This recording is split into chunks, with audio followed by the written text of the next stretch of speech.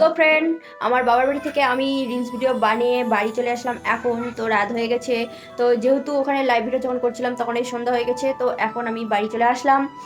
আর এখন বাড়িতে দেখো আমাদের বাড়িতে এখন কি হচ্ছে, তো তোমাদেরকে দেখাই। দাঁড়াও, পিঠা বানা হচ্ছে। এখানে হচ্ছে পিঠা বানা। তো দেখি কার কার পিঠা কেমন হয়।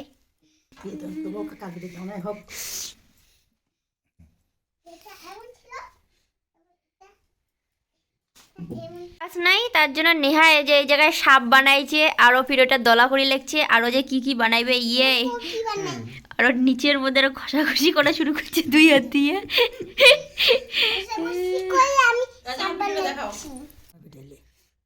দিদি তোমার কোনটা পিঠে? আর এটা মা বানাইলে।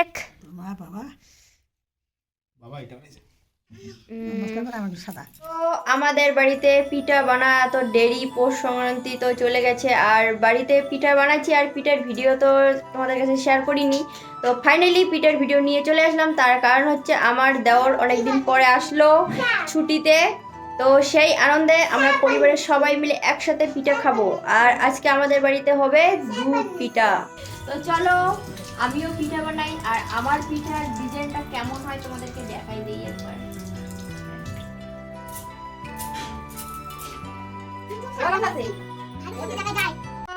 এই যে দেখো আমি আটার দলা নেই, চাউলের গুঁড়ে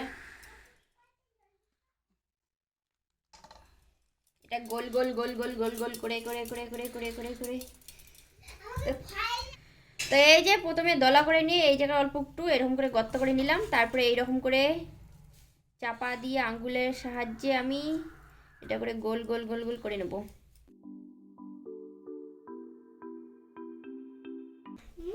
আর আমার হাতে একটু আটকে যাচ্ছে, তার জন্য একটু চাউলের গুঁড়া হাতে লাগাই নিলাম।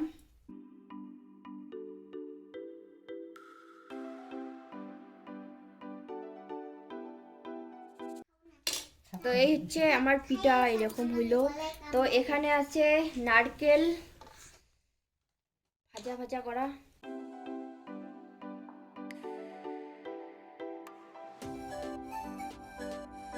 তো নারকেলটা ভাজা ভাজা করে নারকেলের পুর বানা হচ্ছে।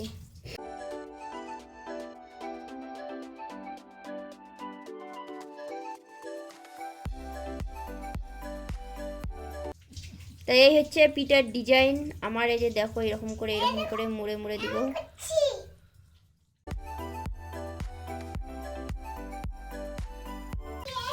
এই হচ্ছে আমার পিঠার ডিজাইন। তো কেমন লাগলো তোমাদের কাছে অবশ্যই কমেন্টে বলবে।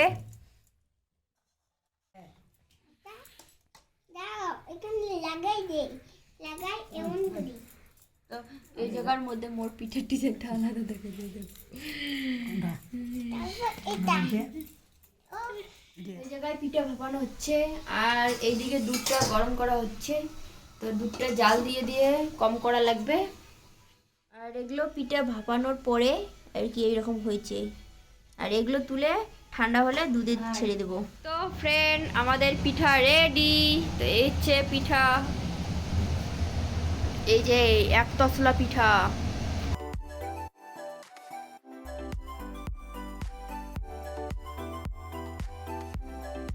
তো এখন হবে পিঠা খাওয়া।